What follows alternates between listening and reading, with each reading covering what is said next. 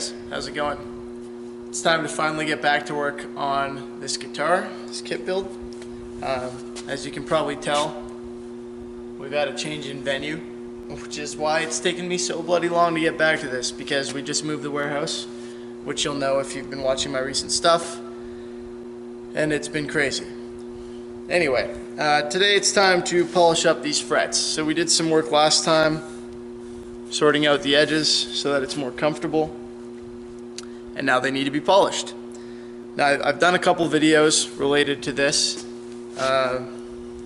First step, of course, is to polish them finally with some kind of abrasive, either sandpaper, or some people use steel wool, which I don't advise using because it sheds little particles that get in between your frets, and I mean, you're playing an instrument with magnets in it. You really don't want a bunch of steel particles around. What I'm going to be using are Crimson Guitars fret erasers. So I've shown these to you guys before once, and what they are is these rubber erasers, basically, but with abrasive in them, so they work as kind of a sanding mechanism. They're easier to handle than sandpaper in this case, and they seem to work faster. I've already got my fretboard taped off. If you don't want to tape off your fretboard, you can use a fret shield. It's just a little shield that has a hole for a fret in it. I've got one, but I've got my fretboard taped off, so there's no need for me to do that. So what I'm going to do here is start with coarse, even though I probably don't need to, and then move on to medium. It's got an M, the other one had a C, fine with an F, and super fine with, well, an SF, obviously. And I'm going to work my way through these and work on those frets.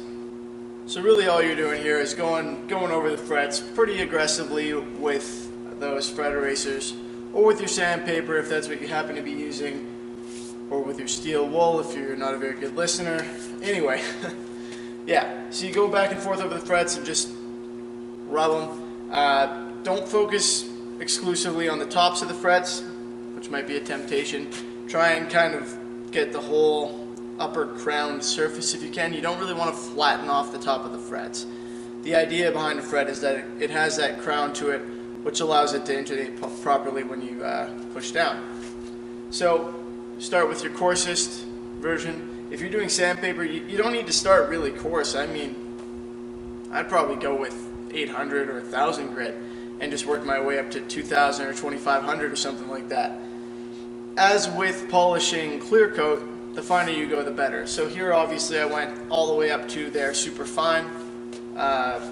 With sandpaper, I'd go fairly high. I might even go all the way up to 3000 or 5000, depending on how the frets look. So at the end of this process, the frets look like they've got basically a mirror polish on them. This isn't the end of it, though. So obviously, well, no, it's not really obvious. I shouldn't say that. When you're doing this, the better the polish you get on the frets, the smoother they are, the easier they're going to be to play, the better the guitar is going to feel. And it's a fairly minute difference, but it still is a difference. So once you're done taking this as fine as you can, the part of the reason you take it as fine as you can is it makes it easier to polish after. So after this, you get out your polish and you put it on a cloth or a buffing pad or something, and you polish it aggressively until you've really got that mirror finish. And with a metal polish, typically you can tell that you've basically done what you need to when that polish turns very black. So I'm not even going to use a metal polish because for some reason I can't find mine. I'll give it another look. But I'm probably going to use an automotive polish here, just like I would for clear coat, and it's the same concept. You polish until it gets black. The only thing is the automotive polish is a little bit more liquid, so we have to be careful that we don't use too much of it because you don't want to get it in the sides of your frets a whole bunch and get it wet in there. I stand corrected. I found my metal polish, aluminum polish, which is going to be better because if you take a look at it here, it's nice and thick comparatively. It's still not super thick, but it's a lot thicker than that liquidy clear coat stuff. So there's less risk of it getting in on the edges around the edges of the frets and basically clogging up that area of your fretboard. So for this part, the process is fairly simple. I've already kind of told you about it. What I do is I just take some polish and wipe it onto a few frets at a time, maybe 4 or 5, and then I burnish it and yeah, pretty aggressively buff it in there just with the cloth. until it turns very black and I can see that the frets are really nice and shiny. If it doesn't reach my expectations after the first time, I simply repeat the process, add a little bit more polish, and do it again. Doing it by hand is fairly quick and easy. There's really no need to take it further and get like a polishing wheel or something. I mean, you can, if you want, you can take a Dremel tool and the little felt polishing wheels on there. And I've tried it. I just find that doing it by hand is quick and easy enough that there's really no need. It probably takes me longer to set up my Dremel tool every time than it does to get most of this done. So here's the cloth that I was using. It's black. That polish, it turns black because it takes all it's kind of abrasive, so it takes little bits of the metal in there, I think. I don't know, I'm no expert on polish. Make sure your cloth turns black when you do it. And as you can see, our frets look very, very shiny now. And that's what we wanted. So now, that should play relatively well. Once you've got that done, there's really nothing left to do on the fretboard. So you can just peel the tape off of it.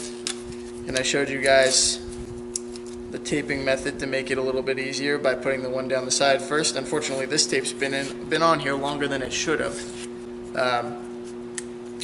So it's not working as well as it normally would. But still, if you put that piece of tape there first, as you will have seen in my previous videos, the edges of these lift up a little bit and they're easier to take off. Anyway, there's no need for you to watch me do that. It's working just fine. So that's going to be it for this video. These frets are polished now. In the next video, we might take a look at starting the finishing sanding, or getting the finishing sanding done rather, so that we can start the part that I know most of you have been waiting for, the actual finishing. I know it's the part I've been waiting for. So thanks for watching. I hope you guys enjoyed the video. If you have any questions, feel free to let me know, and I'll see you next time. Hey guys, if you enjoyed the video, please give it a thumbs up so it'll be easier for other people to find, and subscribe to stay up to date with all the cool projects I got coming out. Also, a big shout out to Sovereign King, who does the vast majority of the music for my channel, way better on guitar than I am, and to Troy from Noise Guitar Mods. I'll put the link in the description. The man is a great guitar tech, and he's taught me most of what I know about how the internals of these things work. Thanks for watching, guys. Hope you enjoyed yourselves. See you next time.